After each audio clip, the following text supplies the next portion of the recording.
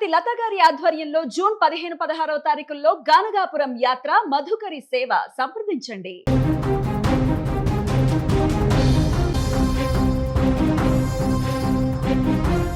తునిలో 2 ఏళ్ల చిన్నారి మిస్సింగ్ కలకలం ఇంకా కొనసాగుతూనే ఉంది. పాప మిస్ అయి దాదాపు 6 రోజులు గడుస్తున్న ఆ పాప ఆచూకీ లభ్యం కాకపోవడంతో తల్లిదండ్రులతో పాటు చిన్నారి బంధువులు కన్నీరు మున్నీరుగా విలపిస్తున్నారు. పాప ఆచూకీ కోసం ప్రత్యేక బలగాలు, రెస్క్యూ టీం, డాగ్ స్క్వాడ్ నిరంతరం శ్రమిస్తూ పాప మిస్సింగ్ కేసులో పురోగతి సాధించలేకపోయారు. అయితే ఈ నేపథ్యంలో తాజాగా చిన్నారి తల్లి కీలక విషయాలను వ్యాఖ్యానం చేశారు. గతంలో అంటే జనవరి నెలలో ఒక కారు విషయంలో వేరే వ్యక్తులతో గొడవలు జరిగాయి. ఇప్పుడు పాప మిస్సింగ్కు వాళ్ళు కారణమై ఏమైనా ఉంటారా అనేటువంటి విషయాన్ని క్వశ్చన్ చేసినప్పుడు ఆ రకంగా ఉండొచ్చు, అయి ఉండవచ్చు, ఒకవేళ పర్టికులర్గా వారే అని చెప్పట్లేదు, కానీ ఆ రకంగా కూడా ఆ అనుమానాలను మేము కొట్టిపాడేయలేమంటూ కూడా ఆమె వ్యాఖ్యానించినటువంటి సందర్భం ఇప్పుడు సంచలనంగా మారింది. దీంతో ఇప్పుడు ఈ కేసుని వేరే రకంగా కూడా దర్యాప్తు చేయాల్సిన పరిస్థితి ఏర్పడింది. ఇప్పటికే ఆ ప్రాంతాన్నంతా కూడా జల్లెడపడుతున్నటువంటి పోలీసులకు, డాగ్ స్క్వాడ్తో పాటు అన్ని రకాలుగా అక్కడ ఇన్వెస్టిగేషన్ చేస్తున్నటువంటి పోలీసులకు ఎలాంటి క్లూ కూడా దొరకట్లేదు. కావున ఇప్పుడు వీరు మాట్లాడినటువంటి అంశాలలో కొత్త కోణాలు కూడా కనిపిస్తున్నాయి. కాబట్టి ఆ రకంగా దర్యాప్తు కూడా కొనసాగిస్తే ఏమైనా ఆనవాళ్ళు దొరికేటువంటి అవకాశం కనిపిస్తుంది. ఒకసారి వాళ్ళమ్మ ఏం మాట్లాడిందో మనం విందాం. దయచేసి మా పాపను ఎవరైతే తీసుకెళ్లి ఉంటారో క్షేమంగా మా పాపను మాకు అప్పచెప్తారని, ఈ కన్నతల్లి బాధ వాళ్ళు అర్థం చేసుకుంటారని, నా పాపను నాకు తిరిగి ఇచ్చేస్తారని అనుకుంటున్నాను సార్. నా బాధను అర్థం చేసుకుని నా బిడ్డను నాకు క్షేమంగా తిరిగి అప్పచెప్తారని మిమ్మల్ని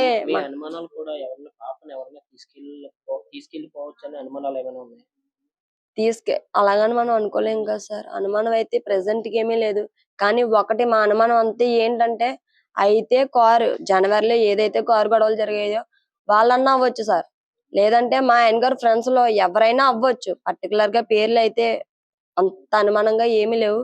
ఫ్రెండ్స్ సర్కిల్లో ఎవరైనా చెయ్యొచ్చు. ఈ చుట్టుపక్కల వాళ్ళు చుట్టుపక్కల గ్రామస్తులు హెల్ప్ తీసుకొని ఇదంతా కావాలని చెయ్యొచ్చు అని అనుకుంటున్నాం.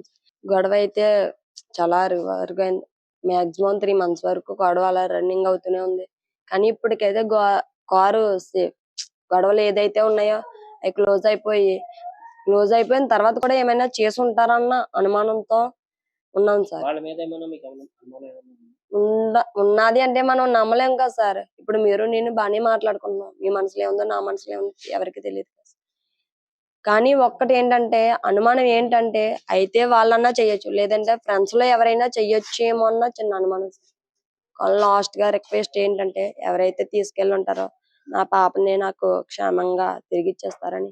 ఇప్పటికే 6 రోజులు అయిపోయింది. పాప మీద నాకు చాలా బెంగగా ఉంది.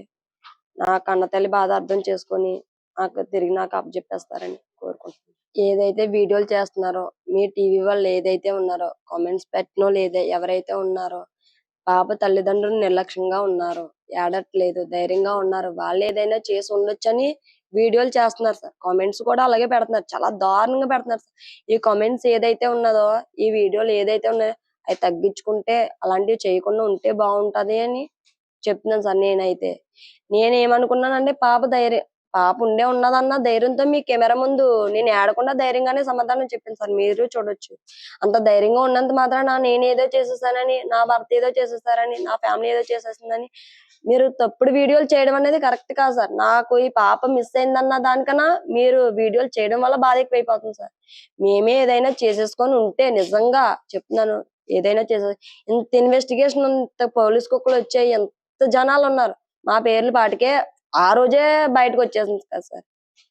మీరే ఒకసారి అర్థం చేసుకుంటారని, ఎవరైతే వీడియోలు చేస్తున్నారో, ఎవరైతే కామెంట్లు పెడుతున్నారో వాళ్ళు తగ్గించుకుంటారో, మా ధైర్యంతో ఇప్పటికీ కూడా కొంచెం ఎంతో కొంత ధైర్యంతో నేను ఉన్నాను. ఆ ధైర్యాన్ని నన్ను నేను నిలబెట్టుకొని ఇస్తారని అనుకుంటున్నాను. సో అది పాప తల్లి చెప్పినటువంటి కీలకమైనటువంటి విషయాలు. ఒకటి 2 అంశాలను ప్రస్తావించడం జరిగింది ఆమె. ఒకటి, గతంలో జనవరిలో ఒక కారు విషయంలో చిన్న గొడవ జరిగింది, బట్ అది ఇప్పటికి ఏం లేదు. బట్ ఆ విషయంలో ఏమైనా పిల్ల ఇప్పుడు మిస్ కావడానికి, పాప మిస్ కావడానికి ఏమైనా కారణాలు ఉండొచ్చు అనేటువంటి అనుమానాలు కూడా వ్యక్తం చేస్తుంది. రెండవది, తను కెమెరా ముందు ఏడవట్లేదు, లేకుంటే నేను ఏడవట్లేదు అని చెప్పేసి కొంతమంది మా మీదనే అనుమానాలు వ్యక్తం చేస్తూ మమ్మల్ని నిర్లక్ష్యంగా తల్లిదండ్రులు నిర్లక్ష్యంగా వ్యవహరించారంటూ చేస్తున్నటువంటి కామెంట్స్ బాధ కలిగిస్తున్నాయి. సోషల్ మీడియాలో పెడుతున్నటువంటి కొంతమంది వ్యాఖ్యలు తీవ్ర ఆందోళనకు గురి చేస్తున్నాయంటూ కూడా ఆ తల్లి చెప్తున్నటువంటి పరిస్థితి.